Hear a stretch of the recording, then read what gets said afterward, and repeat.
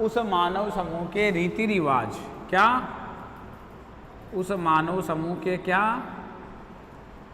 रीति रिवाज के आधार पर उसका अंतर करें हम, ठीक है ना।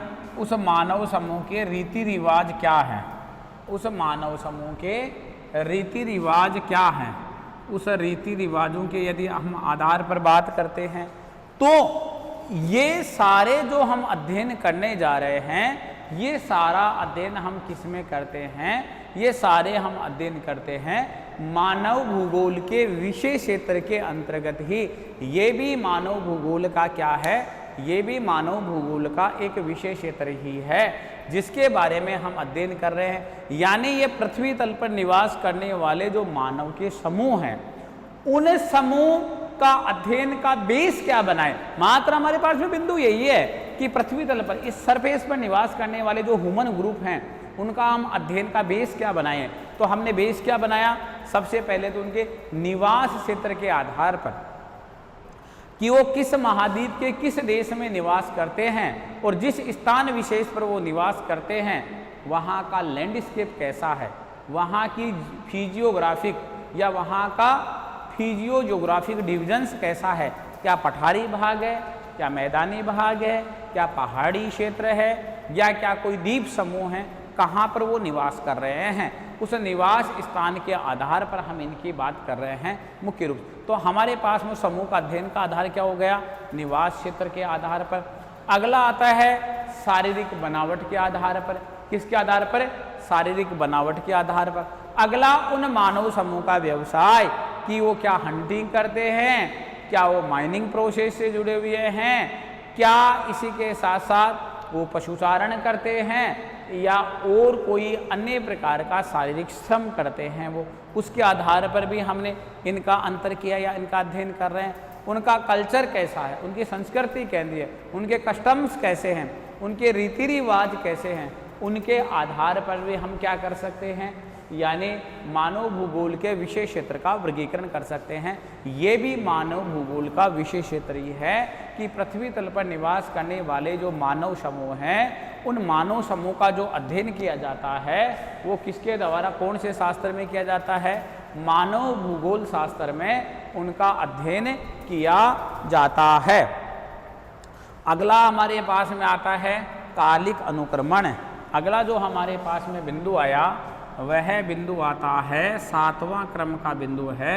उसमें हम आपसे बात कर रहे हैं किसकी, हम बात कर रहे हैं कालिक अनुक्रमण, अर्थात जो बिंदु आ रहा है मैं उस बिंदु की आपसे बात करूं तो बिंदु हमारे पास में क्या है, यानी बिंदु है कालिक। तो कालिक का मीन्स क्या हो गया, कालिक का मीन्स है समय का फेज है, ये टाइम फेज है। समय के अनुसार मानव ने क्या किया है, अनुक्रमण किया है। अनुक्रमण का मतलब समय के अनुसार मानव ने अपने आप को परिवर्तन और इनोवेशनों से लेस किया है, अपने आप को नवाचारों से सुशोभित किया है।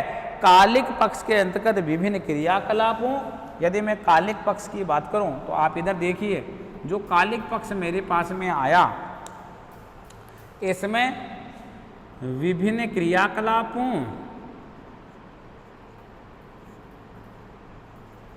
कालिक पक्ष के अंतर्गत जो हम शामिल करते हैं वह शामिल क्या करते हैं, यानी मानव के क्या, मानव के विभिन्न प्रकार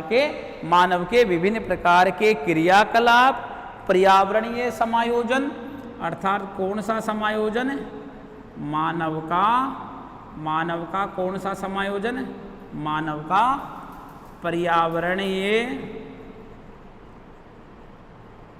मानव का पर्यावरणीय समायोजन। किसके साथ समायोजन मानव का, मानव का जो समायोजन है वह समायोजन है किसके अनुसार, पर्यावरण के अनुसार समायोजन है। समयबद्ध विवरण आदि के साथ, यानी समयबद्ध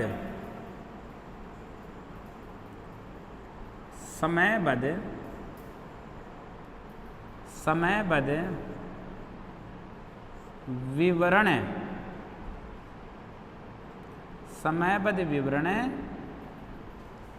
आदि समयबद्ध विवरण आदि के साथ विभिन्न क्रियाकलाप, पर्यावरणीय समायोजन, समयबद्ध विवरण आदि के साथ मानव भूगोल के तथ्यों के विकास का मानव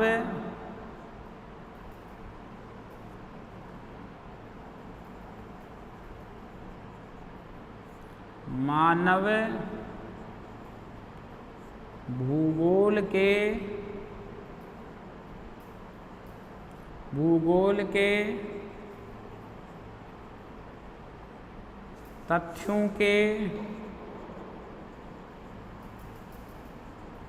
तथ्यों के विकास का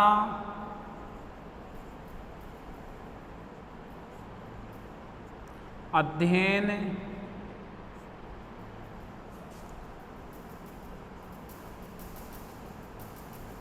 किया जाता है। क्या किया जाता है?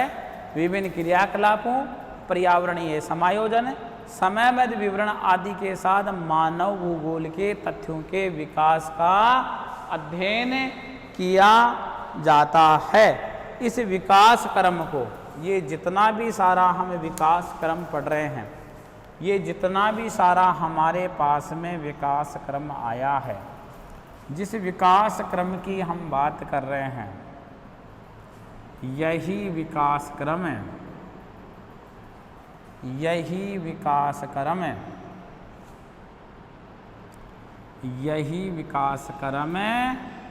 क्या कहलाता है? यही विकास क्रम कालिक अनुक्रमण कहलाता है। इसी विकास क्रम को हम क्या कहते हैं? कालिक अनुक्रमण कह रहे हैं। यही कालिक अनुक्रमण कहलाता है। विभिन्न क्रियाकलाप का मतलब प्राइमरी है, सेकेंडरी है, टेरिटरी है, क्वाटरनरी, विभिन्न व्यवसाय, पर्यावरणीय समायोजन, मानव जिस स्थान पर रहता है, क्या वहाँ शुष्कता है, क्या वहाँ आर्द्रता है, क्या वहाँ उष्णकटिबंधीय जलवायु है, क्या वहाँ शीतकटिबंधीय जलवायु है, आदि के साथ जो अध्ययन करता है मानव, उस प्रदेश के अध्ययन के साथ उस प्रदेश के बारे में जानकारी प्राप्त करे और मानव उस प्रदेश में अपने आप को क्या करेगा? मानव अपने आप को वहाँ पर क्या करेगा? समायोजित करेगा। जब मानव वहाँ अपने आप को समायोजित करेगा तो मानव ने इस प्रकार के अध्ययन को किस प्रकार से किया था? मानव ने इस प्रकार का कार्य एक समयबद्ध किया है, एक स्टेप बाय स्टेप किया है। एक के बाद में सबसे पहले नए स्थान पर जाएगा, जाने के बाद में अपने आप को समायोजन करेगा, समायोजन करने के बाद में कोई व्यवसाय प्रारंभ करेगा, व्यवसाय प्रारंभ करने के बाद में मानव उस स्थान विशेष पर यानी अपने विभिन्न प्रकार की आवश्यकताओं को पूरा करेगा। तो मानव ने इन सब कार्यों को किया। इन सब कार्यों को किस आधार पर किया? समयबद्ध विवरण के आधार पर, समयबद्ध तथ्यों के विकास के आधार पर किया। और इन तथ्यों का समयबद्ध विकास के साथ अध्ययन ही कालिक अनुक्रमण के नाम से जाना जाता है। इसी को ही हम कालिक अनुक्रमण कहते हैं। तो हमारे पास में मानव भूगोल के विशेष क्षेत्र का कौन सा वर्गीकरण था? जनरल वर्गीकरण था, जिसमें हमने 7 बिंदुओं की बात की। जनसंख्या का भौगोलिक अध्ययन, किसी प्रदेश के प्राकृतिक वातावरण में विद्यमान प्राकृतिक संसाधन, तीसरा सांस्कृतिक भूदृश्य, चौथा मानव द्वारा वातावरण समायोजन का अध्ययन, अगला किसी प्रदेश के स्थानिक संगठन का अध्ययन, नेक्स्ट पृथ्वी तल पर निवास करने वाले मानव समूह का अध्ययन, और नेक्स्ट कालिक अनुक्रमण। हम टॉपिक को आगे बढ़ाते हैं।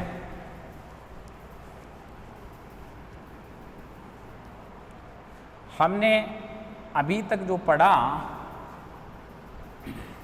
यह मानव भूगोल का जो वर्गीकरण था हमारे पास में, इस वर्गीकरण को हम शामिल कर रहे हैं किसमें? का सामान्य वर्गीकरण में।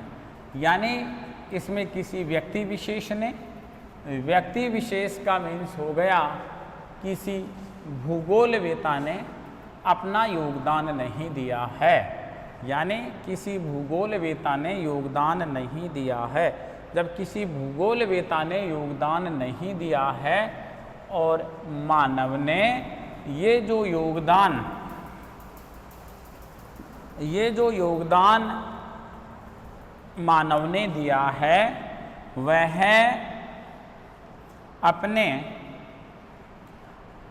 अपने विभिन्न प्रकार के नवाचार के माध्यम से इस विशेष क्षेत्र को मानव ने आगे बढ़ाया।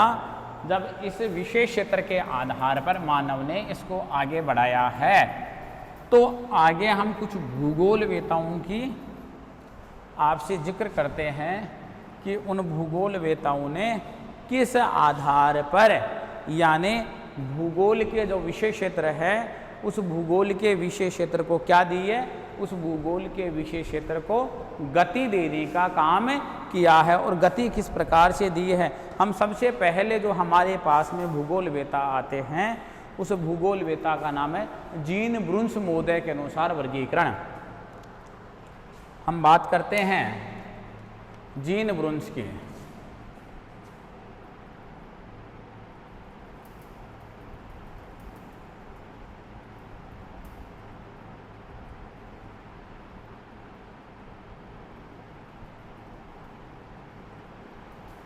जीन्स ब्रुन्स महोदय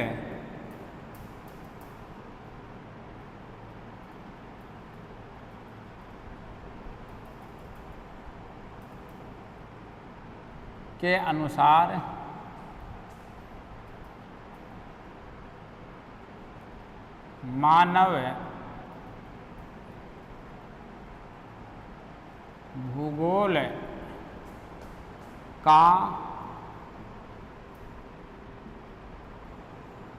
मानव भूगोल का विशेष क्षेत्र किसके अनुसार? जीन ब्रुन्स महोदय ने अपने निजी विचार किस आधार पर दिए हैं। यानी जीन ब्रुन्स महोदय के विचारों की यदि हम बात करें तो उन्होंने मानव भूगोल के रेंज के बारे में, कहाँ तक मानव भूगोल का इन्होंने दायरा बताया है। जीन ब्रुन्स महोदय ने किस आधार पर इन्होंने इसका वर्गीकरण हमारे पास में प्रस्तुत किया है। यानी हम इनके बेसिक को तैयार करें। देखिए, जीन ब्रुन्स के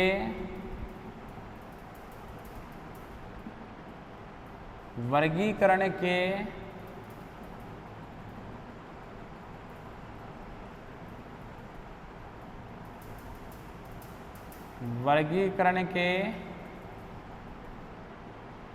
अनुसार, जीन ब्रुन्स के वर्गीकरण के अनुसार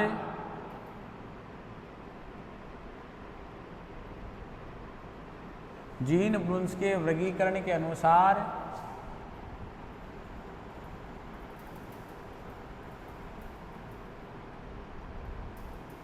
मानव भूगोल के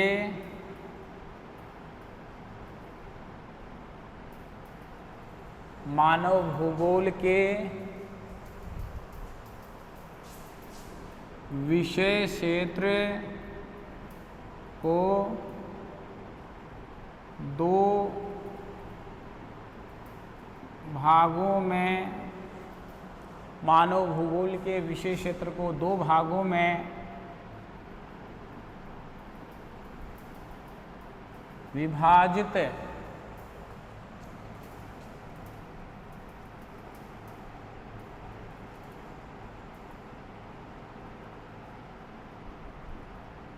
करते हैं। यानी जीन ब्रुन्स के वर्गीकरण के अनुसार मानव भूगोल के विषय क्षेत्र को दो भागों में विभाजित करते हैं। यानी जो जीन ब्रुन्स महोदय हैं उन्होंने मानव भूगोल के जो विषय क्षेत्र है उस विषय क्षेत्र का जो वर्गीकरण का आधार बताया है वह यानी वो दो प्रकार का बेस बताया, दो प्रकार का आधार बताया। उसके आधार पर उन्होंने मानव भूगोल का क्या किया है, मानव भूगोल के विषय क्षेत्र का वर्गीकरण किया है। पहला जो आधार है जीन ब्रुन्स के अनुसार, जो पहला आधार है, पहला आधार आता है नंबर 1 का आधार है, वह आधार है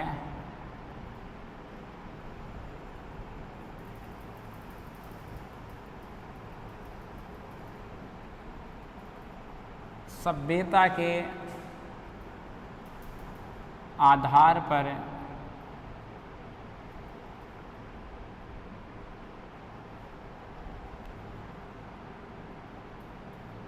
विषय क्षेत्र का वर्गीकरण। पहला आधार क्या है? पहला आधार है यानी सभ्यता, सभ्यता के आधार पर विषय क्षेत्र का वर्गीकरण, ठीक है ना। पहला जीन ब्रुन्स महोदय ने जो बेस बताया है वो सिविलाइजेशन को बताया है। किसको बताया है? सभ्यता को आधार का बिंदु बताया है, ठीक है ना।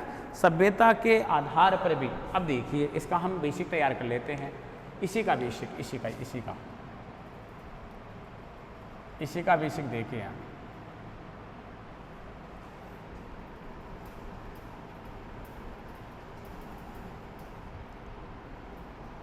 सभ्यता के आधार पर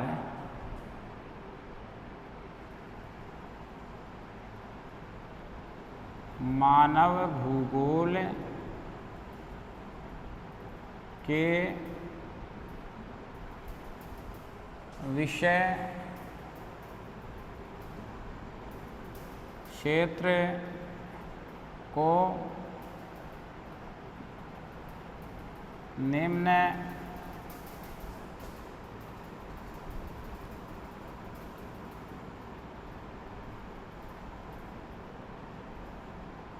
उपविभागों में वर्गीकृत करते हैं। देखिए आप, यानी हम बात करें कि सभ्यता, पहला बेस जीन ब्रुन्स महोदय ने क्या बताया? सभ्यता के आधार पर विषय क्षेत्र का वर्गीकरण। तो हम इस सभ्यता के आधार पर भी जो मानव भूगोल के विषय क्षेत्र का जो वर्गीकरण करेंगे, इसके भी हमारे पास में सब डिविजन्स होंगे, कुछ उपविभाग होंगे। हमारे पास में क्या होंगे? कुछ उपविभाग होंगे। इस उपविभाग के आधार पर हम इसका क्या करेंगे? हम इसके जो डिटेल होगी हमारे पास में वह डिटेल का अध्ययन करेंगे। तो पहली डिटेल किसके आधार पर? सभ्यता के आधार पर। पहला बिंदु आता है मैन नीड्स, प्राथमिक आवश्यकताएं। मानव की कौन सी आवश्यकता है? मानव की, यानी जीन ब्रुन्स महोदय के अनुसार सभ्यता के आधार पर कौन सी आवश्यकता है? मानव की प्राथमिक आवश्यकता है। कौन सी आवश्यकता है? प्राथमिक आवश्यकता है। इसी में यदि हम इसी क्रम को हम आगे बढ़ाए तो हमारे पास में आता है भूमि का शोषण। यानी इसी क्रम को आगे बढ़ाए तो आता है भूमि का क्या जाएगा? शोषण। और यदि हम इसी क्रम को, यदि इसी सभ्यता के आधार वाले क्रम को यदि हम आगे बढ़ाते हैं तो हमारे पास में आएगा सामाजिक भूगोल। जो अगला हमारे पास में आएगा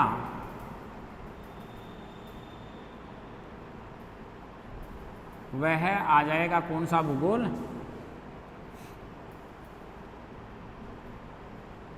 यानी हमारे पास में जो अगला जो तीसरा बिंदु आएगा वह बिंदु आएगा क्या? सामाजिक भूगोल। और आखिरी जो हमारे पास में इसका चौथा बिंदु आएगा वह आएगा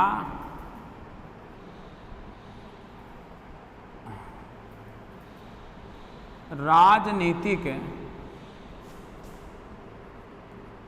भूगोल व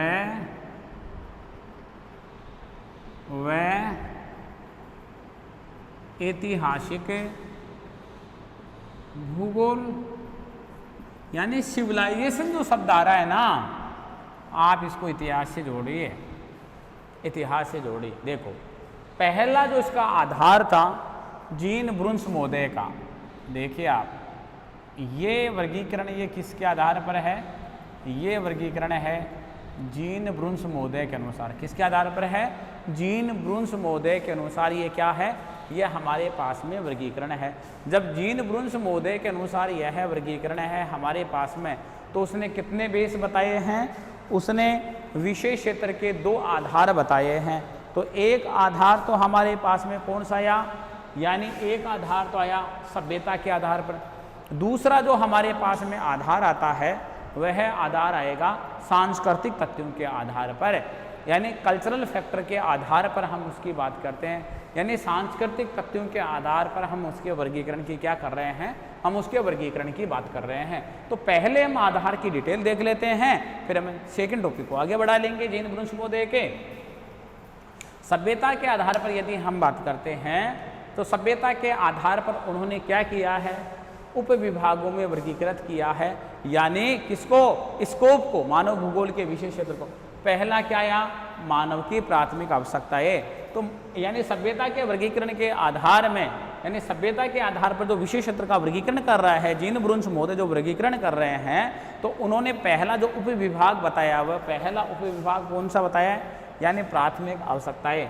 तो मानव की जो प्राइमरी नीड्स क्या है, वह है भोजन, वस्त्र व अधिवास। यानी ये बात कौन कह रहे हैं, ये बात कह रहे हैं जीन ब्रुन्स महोदय कि सबसे पहले यानी हम जो मानव की जो प्राथमिक आवश्यकताएं हैं और मानव की जिन प्राथमिक आवश्यकताओं को यानी हम अध्ययन करते हैं, यानी जो मानव की प्राथमिक आवश्यकताएं हैं और उन प्राथमिक आवश्यकताओं का जो आवश्यकता की पूर्ति जिस स्थान विशेष से हो जाती है, यानी उन आवश्यकता की पूर्ति, यानी मानव अपने भोजन के लिए व्यवसाय को जुटाएगा। तो हम व्यवसाय को भी किस में शामिल करते हैं, हम मानव भूगोल के विशेष क्षेत्र में ही व्यवसाय को क्या करते हैं, शामिल करते हैं। इसके अलावा मानव की वेशभूषा, अरे तो वेशभूषा से संस्कृति शब्द जैसे तत्व का निर्माण हुआ ना, जो सांस्कृतिक तत्व है, यानी इसी के ही जीन ब्रुन्स महोदय का हम दूसरा बिंदु सांस्कृतिक तत्व ही पढ़ेंगे। तो क्या वस्त्र मानव की वेशभूषा से जुड़ा हुआ नहीं है? तो उन्होंने ये कहा कि सभ्यता के आधार पर जो विशेष क्षेत्र का वर्गीकरण है, तो मानव की कुछ प्राथमिक आवश्यकताएं होती हैं और इन प्राथमिक आवश्यकताओं में पहला है मानव का भोजन। तो मानव को भोजन व्यवसाय से प्राप्त होगा। अगला आया वस्त्र, तो वस्त्र का संबंध हमने मानव की संस्कृति से जोड़ा, जो जीन ब्रुन्स महोदय ने अपने सेकंड बिंदु में उसको डिटेल से शामिल किया है। भूमि का शोषण, अब मानव की यदि मैं आपसे बात करूं कि मानव अपना भोजन कहाँ से प्राप्त करेगा, मानव अपना भोजन कैसे प्राप्त करेगा, मैं उसकी आपसे बात कर रहा हूँ। यानी मैं आपसे बात कर रहा हूँ भूमि का शोषण, यानी वो लैंड का प्रयोग कैसे करेगा, यानी इस भूमि पर विभिन्न प्रकार के व्यवसाय करेगा, भूमि पर विभिन्न प्रकार के संसाधनों को वो डिस्ट्रॉय करेगा, जैसे वन संसाधन है, जैसे खनिज संसाधन है, जैसे वाटर बॉडीज हैं, जैसे जल संसाधन हैं, उनको कंज्यूम करेगा, उनको खर्च करेगा, उनका उपभोग करेगा, यानी वो कंज्यूमर का काम करेगा। कौन? मानव कंज्यूमर का काम करेगा। तो ये जानकारी हमारे को उपलब्ध कौन करवाएगा कि मानव ने कितने संसाधनों का कंज्यूम कर लिया है, कितने संसाधनों का मानव ने कंज्यूम किया है, अर्थात अब उनकी मात्रा कितनी है, क्या आने वाली पीढ़ियों के लिए भी उनकी मात्रा बची है या नहीं बची है। इस प्रकार की हमारे को जानकारी कौन देगा, इस तरह की जानकारी हमारे को मानव भूगोल देगा, और ये जानकारी हम मानव भूगोल के विषय क्षेत्र में ही पढ़ते हैं। अगला आता है सामाजिक भूगोल यानी सोशल ज्योग्राफी, यानी विभिन्न प्रकार के जो हम आगे वाला जो हमारा टॉपिक आएगा, यदि हम आगे वाले टॉपिक की यदि हम बात करेंगे आपसे, तो आगे वाले टॉपिक में हम आपसे यही पढ़ेंगे कि मानव भूगोल का विभिन्न सामाजिक विज्ञानों के साथ कौन से रिलेशन की बात करेंगे। मानव भूगोल का विभिन्न सामाजिक विज्ञानों के साथ हम कोर रिलेशन की बात करेंगे, सह संबंध की बात करेंगे, अर्थात मानव किस में रहता है, मानव समाज में रहता है। जब मानव समाज में रहता है तो मानव को सुरक्षा कहाँ से मिलती है, समाज से मानव को सुरक्षा मिलती है। समाज से मानव को सुरक्षा मिलती है तो जिस शास्त्र यानी जिस शास्त्र में हम मानव के समाज सोसाइटी के बारे में अध्ययन करते हैं कि मानव किस समाज में रहता है, उस समाज का प्रकार कैसा है, क्या एकल परिवारों से वो समाज बना हुआ है, क्या संयुक्त परिवारों से वह समाज बना हुआ है, इसके अलावा मानव का व्यवसाय कैसा है, मानव की संस्कृति कैसी है, यानी मानव का सोशियो जो पक्ष है, फैक्टर है, मानव का जो सोशियो फैक्टर है, यानी मानव के समाज से जुड़ा हुआ, समाज में कौन रहता है, समाज में ह्यूमन बॉडीज रहती हैं, मानव रहते हैं, स्त्री पुरुष और बच्चे रहते हैं, तो उनका जो हर पक्ष है, उनका संस्कृति का पक्ष है, उनकी वेशभूषा का पक्ष है, उनके खान पान का पक्ष है, उनके यानी जीवन जीने का लिविंग स्टैंडर्ड का पक्ष है, ये सारा पक्ष का हम अध्ययन जिस भूगोल में करते हैं वो सामाजिक भूगोल कहलाता है। तो इसकी जानकारी ये भी किसके दायरे में आता है, जीन ब्रुन्स महोदय के अनुसार मानव भूगोल के विषय क्षेत्र के अंतर्गत ही इसको हम क्या करते हैं, शामिल करते हैं। इसके अलावा हम बात करें कि राजनीतिक भूगोल व ऐतिहासिक भूगोल, कौन सा भूगोल, राजनीतिक भूगोल व ऐतिहासिक भूगोल, हम बात करते हैं राजनीतिक भूगोल व ऐतिहासिक भूगोल की। जैसे मैं एक उदाहरण देखता हूं, और मैं उदाहरण देखता हूं भारत के संदर्भ में, मैं आपसे एक उदाहरण देखिए, मान लीजिएगा किसी महाद्वीप की या किसी राज्य की क्या है, सीमाएं, बाउंड्रीज हैं, अर्थात बाउंड्रीज हैं, ठीक है। तो बाउंड्रीज दो प्रकार की होती हैं, एक तो कृत्रिम सीमाएं होती हैं, एक सीमा तो कौन सी होती है, कृत्रिम, और दूसरी सीमा कौन सी होती है, प्राकृतिक सीमा होती है, ठीक है ना, दूसरी प्राकृतिक सीमा होती है। ऐसी सीमाएं जिनका निर्धारण प्रकृति के द्वारा ही होता है, चाहे किसी सागर किसे हो, इस सागर के इधर कोई दूसरा भूभाग है, कोई दूसरा प्रांत है, कोई दूसरा प्रदेश है, और उस सागर के इस पार कोई दूसरा प्रांत है, कोई दूसरा प्रदेश है, यानी कोई बीच में माउंटेन हो सकता है, कोई पर्वतमाला हो सकती है, यानी उस पार और इस पार यानी अलग अलग प्रांत हो सकते हैं। इसके अलावा कोई पठार हो सकता है, पठार के दोनों तरफ अलग अलग बस्तियों का बसा हुआ होना। इसका मतलब ये जो सीमाएं हैं, इसके अलावा राजनीतिक भूगोल में विभिन्न प्रकार की ह्यूमन बॉडीज के द्वारा चलाई जाने वाली सरकारें हैं, चाहे वो प्रजातंत्र की सरकार हो, चाहे वह राजतंत्र की सरकार हो। तो सरकार का कोई मूर्त रूप नहीं होता है, उस चलाने वाले उन ह्यूमन बॉडीज का मूर्त रूप होता है, बल्कि सरकार तो एक अमूर्त संस्था अपने आप में, इसका उसके चलाने वाले जो ह्यूमन बॉडीज हैं वो वहाँ की मूर्त रूप में शामिल होते हैं। तो राजनीतिक भूगोल में हम संबंधित राज्य की सीमांत क्षेत्र, वहाँ की सीमाएं और वहाँ के राजनीतिक समाज आदि के बारे में हम अध्ययन करते हैं। ये जानकारी जीन ब्रुन्स भूगोल के विषय क्षेत्र में देता। अगला ऐतिहासिक भूगोल, हिस्टोरिकल ज्योग्राफी। यानी हिस्टोरिकल ज्योग्राफी की बात करें कि आज भूगोल विषय के रूप में किस प्रकार से यहाँ पर आया है, ये कौन से विकास के दौर से गुजर करके आज इस रूप में यहाँ पर ये भूगोल पहुँचा है, किस रूप में ये भूगोल पहुँचा है, इन सब की जो जानकारी हमारे को उपलब्ध करवाता है। अर्थात इन सब की जो जानकारी हमारे को प्राप्त होती है उस शास्त्र का नाम है ऐतिहासिक भूगोल, जो मानव के इतिहास से जुड़े हुए पक्ष की हमारे को जानकारी उपलब्ध करवाता है। तो जीन ब्रुन्स महोदय ने सभ्यता के आधार पर मानव भूगोल के विषय क्षेत्र को 4 भागों में विभाजित किया है। प्रमुख आवश्यकताएं भूमि का शोषण है, सामाजिक भूगोल, राजनीतिक व ऐतिहासिक भूगोल। यानी अगला जो पक्ष आता है वह आता है सेकेंड, जो इनका फैक्टर है वह आता है सांस्कृतिक तथ्यों के आधार पर। किसके आधार पर? जो दूसरा फैक्टर आ रहा है वह फैक्टर आ रहा है सांस्कृतिक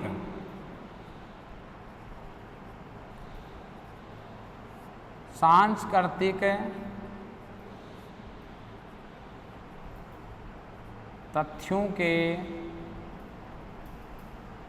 आधार पर। किस आधार पर? सांस्कृतिक तथ्यों के आधार पर बात करते हैं। यानी कल्चर, मानव का कल्चर है, यानी मानव का जो कल्चर है, मानव की जो संस्कृति है, उस संस्कृति के आधार पर जो मैं आपसे बात कर रहा हूँ, इन सब की मैं आपसे बात कर रहा हूँ।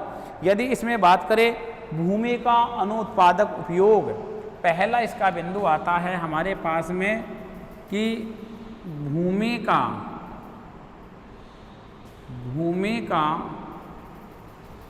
अनुत्पादक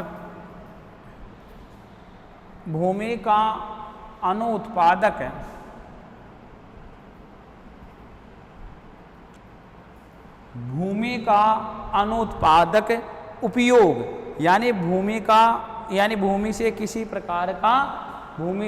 प्रकार का क्या नहीं हो रहा है, भूमि से किसी प्रकार का उत्पादन संभव नहीं है। यानी इस भूमि के अंतर्गत, यानी जो अनुत्पादक भूमि है, इसके अंतर्गत हम बात करें कौन कौन सी आएंगे?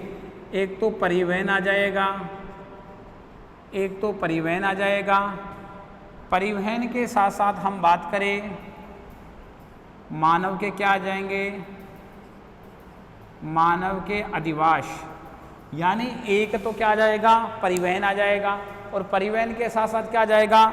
मानव का अधिवास आ जाएगा। अर्थात इसी के साथ साथ यानी मानव द्वारा जो निर्मित जो मानव अधिवास हैं, मानव द्वारा निर्मित जो अधिवास हैं, और परिवहन की विधाएं, मैं इसको इधर ले लेता हूँ थोड़ा सा, और जो परिवहन की विधाएं हैं, ये टॉपिक यही है, वह परिवहन की विधाएं। तो परिवहन के मैं विधाओं की बात करूं तो विधाओं का मीन्स जो हमारे पास में आता है वह आता है क्या? परिवहन के प्रकार की मैं आपसे बात कर रहा हूं। परिवहन के प्रकार, इसका मतलब आप जैसे स्थल परिवहन की बात करो तो इसमें 2 प्रकार के परिवहन की बात कर लोगे। एक तो आपके पास में कौन सा परिवहन आ जाएगा? एक तो आपके पास में सड़क परिवहन आ गया, एक आपके पास में कौन सा परिवहन आ गया? एक आपके पास में रेल परिवहन आ गया। यानी एक तो आपके पास में सड़क परिवहन आ गया, और दूसरा आपके पास में कौन सा परिवहन आ गया?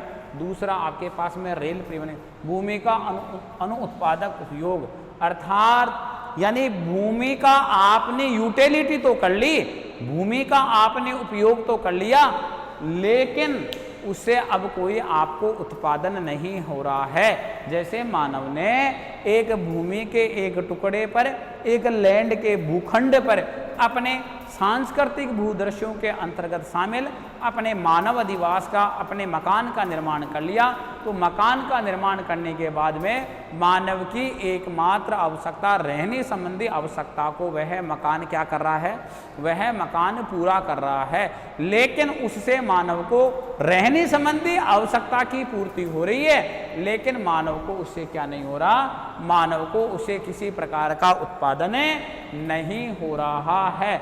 इसी प्रकार से मैं परिवहन की विधाओं की बात करूं, यानी मैं जनरल मानव से बात कर रहा हूं कि जनरल मानव से क्या कोई परिवहन के एक स्थान से दूसरे स्थान पर जाने का बेनिफिट, लाभ तो होता है, कि समय की तो बचत हुई है, लेकिन मानव अपने जेब में से पैसे को कंज्यूम करके एक स्थान से दूसरे स्थान की दूरी को तय करता है। तो क्या मानव को उत्पादन हुआ? क्या? हाँ, मानव को फैसिलिटीज तो उपलब्ध हो गई, प्रोवाइड हो गई कि मानव कम समय में लंबी दूरी को मानव ने तय कर लिया, लेकिन उससे मानव को क्या किसी प्रकार का उत्पादन हुआ? क्या उसे मानव को किसी प्रकार का कोई उत्पादन नहीं हुआ।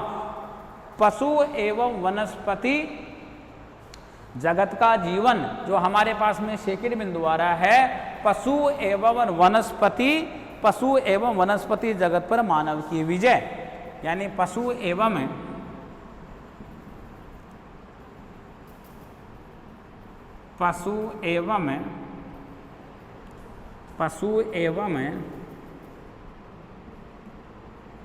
वनस्पति जगत पर मानव की विजय। पशु एवं वनस्पति जगत पर मानव की विजय। देखिए आप, देखो आगे हमारे पास में कुछ लीज्म आएंगे, उसमें पढ़ेंगे। डिटर्मिनिज्म है, पुष्पलिज्म है, न्यू डिटर्मिनिज्म है। लिज्म का मतलब होता है वाद, विचारधारा, यानी विचारधाराएं, यानी एक विचारधाराओं का समूह तैयार हो जाना, उसको हम संप्रदाय के नाम से जानते हैं। एक लिज्म का एक बहुत बड़ा एक ग्रुप तैयार हो जाना। तो मैं आपसे बात करूं, पशु और जो वनस्पति जगत है उस पर मानव ने क्या प्राप्त की? विजय प्राप्त। कैसे? आप समझिए इसकी व्याख्या को, इसकी थ्योरी को समझिए कि किसी समय जब मानव आदिम जीवन जी रहा था, जिस समय मानव के पास में सभ्यता नहीं थी, मानव असभ्य प्राणी के दूर पर घूम रहा था, उस समय ये पशु भी एक जंगली अवस्था में थे, क्योंकि मानव के दिमाग में, मानव के जहान में ये नहीं आया था कि इन पशुओं के द्वारा क्या मेरी किसी प्रकार की आवश्यकता की पूर्ति होगी? क्या नहीं, मानव के दिमाग में ऐसा कोई विचार नहीं था। लेकिन धीरे धीरे मानव इन हिंसक जंगली जानवरों के संपर्क में रहा और उनकी प्रकृति को पहचानना प्रारंभ किया। जब मानव ने उनकी प्रकृति को पहचानना प्रारंभ किया तो धीरे धीरे मानव उनके पास में गया, मानव उन पशु के हेबिचुअल हुआ और पशु मानव के अनुकूल हुए, यानी पशु मानव के हेबिचुअल हुए। जब उनके अनुकूल हुए पशु, तो धीरे धीरे मानव के दिमाग में ऐसा विचार आया कि यदि इन पशुओं को मैं, यानी फुल टाइम, पूरे समय तक मैं मेरे पास में रखूं, तो हो सकता है कि ये पशु मेरे अनुरूप ही व्यवहार करेंगे। अनुरूप व्यवहार का मीन्स ये हुआ कि मेरी जो आवश्यकताएं हैं, मेरी कुछ आवश्यकताएं पूरी कर सकते हैं। तो मेरी आवश्यकता क्या है? मेरी का मतलब मानव समुदाय की आवश्यकता। उस समय के समुदाय की आवश्यकता क्या थी? उस समय के समुदाय की आवश्यकता थी भोजन। क्यों? हो सकता है मैं इनसे गोश्त प्राप्त करके या इनसे जो भी उत्पाद प्राप्त होता है मैं उसको प्राप्त करके मैं मेरी खाने संबंधी आवश्यकता को क्या करूं? मैं मेरी खाने संबंधी आवश्यकता की पूर्ति कर सकूं। अर्थात मानव ने अपना दिमाग के माध्यम से, अपने तकनीक के माध्यम से और इन सभी पशुओं को अपने अनुकूल बना लिया। जब अपने अनुकूल इन सभी पशुओं को बनाया, यानी इनको अपने अंडर में कर लिया, यानी इन पर अपना नियंत्रण, अपना कंट्रोल स्थापित कर दिया, तो मानव की जो आवश्यकताएं थी वो आवश्यकताओं की पूर्ति होने लगी। तो क्या मानव ने पशु पर विजय प्राप्त नहीं की? इसी प्रकार से जो वनस्पति किसी ऐसे भूखंड विशेष, किसी ऐसे प्रदेश विशेष में सबते ही वो पनपती थी, सबते ही उसका विकास होता था और वह उसी प्रकृति में फलीभूत होती थी और उसी में वह डिस्ट्रॉय, नष्ट हो जाती थी कुछ समय, जितने समय के बाद उसका टाइम ड्यूरेशन होता था। तो मानव ने उसको कुछ अप्लाई किया। मानव ने अप्लाई कैसे किया? उसकी पौध रोपण करना तैयार किया, उसके बीजों को इकट्ठा करना प्रारंभ किया। जब मानव ने उसको बीजों के इकट्ठा करना प्रारंभ किया और पौध रोपण करना तैयार किया, तो मानव ने उनका प्लांटेशन एक पहले से दूसरे पैलेस पर किया।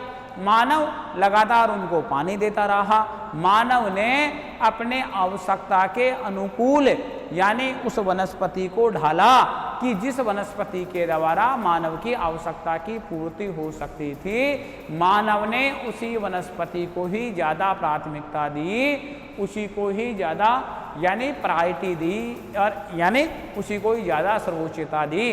तो जो वनस्पति पहले जिस एक ऐसे प्रदेश में विकसित होती थी जहाँ तक मानव की अप्रोच नहीं थी, मानव की पहुँच नहीं थी, तो मानव उस स्थान विशेष पर नहीं पहुँच पाता था, तो मानव ने धीरे धीरे उस पर विभिन्न प्रकार के इंस्ट्रूमेंट्स किए, उस पर प्रयोग किए, विभिन्न प्रकार के शोध रिसर्च किए कि मैं मेरे अनुकूल क्या इस वनस्पति को बना सकता हूँ। अनुकूल बनाने का मीन्स है कि मेरी जो आवश्यकता है क्या ये वनस्पति पूरी कर सकती है, और इस प्रकार के प्रयोग मानव के सफल रहे और मानव की जो भोजन संबंधी आवश्यकता थी वह वनस्पति से भी पूरी होने लग गई।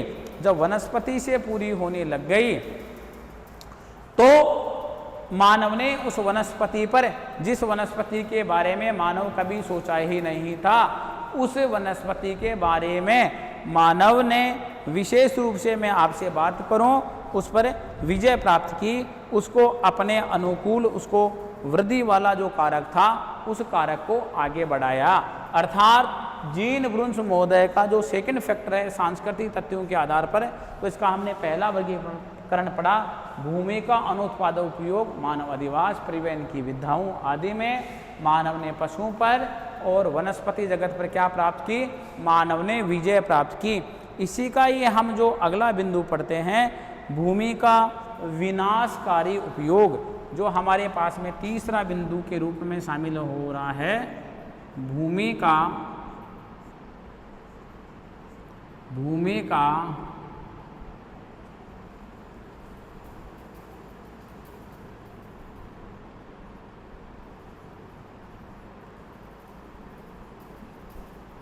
विनाशकारी उपयोग। अर्थात यह है सेकंड टर्म का हमारे पास में थर्ड बिंदु है, जो सेकंड टर्म ये रहा। चलो मैं इसको यहीं पर शामिल करता हूँ जिससे आपको समझने में सुविधा होगी। ये हमारा थर्ड टर्म वाला जो बिंदु है,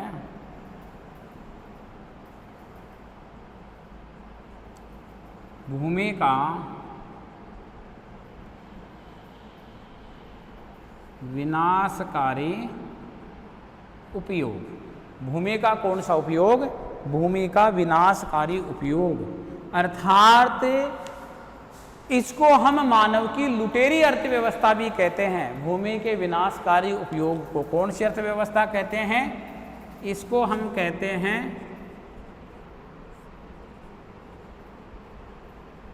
लुटेरी अर्थव्यवस्था। कौन सी अर्थव्यवस्था कहते हैं, हम इसको कहते हैं लुटेरी अर्थव्यवस्था के नाम से भी हम इसको जानते हैं कि यह एक कैसी अर्थव्यवस्था है, लुटेरी अर्थव्यवस्था है। भूमि का मानव ने उपयोग तो किया, लेकिन मानव ने रचनात्मक उपयोग तो कम किया और विध्वंसनात्मक उपयोग ज़्यादा किया। यानी भूमि पर इस प्रकार के कार्य किए जिसे प्रकृति में असंतुलन की स्थिति उत्पन्न हो गई। मानव ने माइनिंग प्रोसेस इस कदर किया कि मानव ने उन खानों की गहराई कई मीटर गहराई तक पहुंचा दी। इसका मतलब वो मानव समुदाय के लिए वो हानिकारक साबित हुई। अर्थात सबसे ज़्यादा जो मानव ने भूमि का विनाशकारी उपयोग किया है वो किस बेस पर किया है, वो खनिजों के खनन बेस पर किया है। यानी खनिजों का खनन, यानी माइनिंग में जो मानव ने जो सबसे ज़्यादा जो अपनी रुचि दिखाई है, तो मानव ने सबसे ज़्यादा अपनी रुचि किस में दिखाई है, माइनिंग में। सबसे ज़्यादा खनिजों का मानव ने नुकसान पहुंचाया। जब खनिजों का मानव ने सर्वाधिक नुकसान पहुंचाया है, तो इस प्रकार की अर्थव्यवस्था जो है, इस प्रकार की अर्थव्यवस्था के यदि आधार पर हम बात करते हैं, जो लुटेरी अर्थव्यवस्था आई है, इस लुटेरी अर्थव्यवस्था में मानव ने भूमि का अंधाधुंध प्रयोग किया है। अंधा होकर के मानव ने प्रयोग किया, इस कदर प्रयोग किया है कि भूमि जो लैंड रिसोर्स है उसको काफ़ी नुकसान पहुंचाया है मानव ने। तभी तो हमने इसको क्या कहा है, रोबरिंग इकोनॉमी कहा है, यानी लुटेरी अर्थव्यवस्था कहा है। और सबसे ज़्यादा लुटेरी अर्थव्यवस्था का उसने दुरुपयोग कहाँ पर किया है, खनिजों में किया है, यानी खनिजों का खनन किया है। और खनन करने के कारण से यानी इन खनिजों को इस कदर पर उन्होंने प्रयोग में लिया है, काम में लिया है कि इनके वर्चस्व को ही मानव क्या करना चाह रहा है, इनके वर्चस्व को ही मानव खत्म करना चाह रहा है। इसी प्रकार से हम बात करें कि यहाँ पर जो विभिन्न प्रकार के जो औद्योगिक संस्थान हैं, उन औद्योगिक संसाधनों के लिए कच्ची सामग्री यानी विभिन्न प्रकार के जो औद्योगिक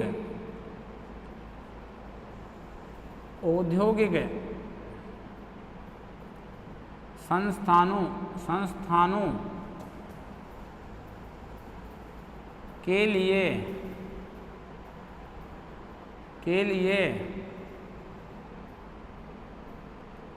कच्ची सामग्री, रॉ मटेरियल यानी कच्ची सामग्री, यानी खनिजों का खनन क्यों किया, उद्योग स्थापित करने के लिए, विभिन्न प्रकार के कॉमर्शियल भवन स्थापित करने के लिए, अर्थात इंडस्ट्री रेंज यानी काफ़ी चैन स्थापित करने के लिए भरपूर दोहन किया।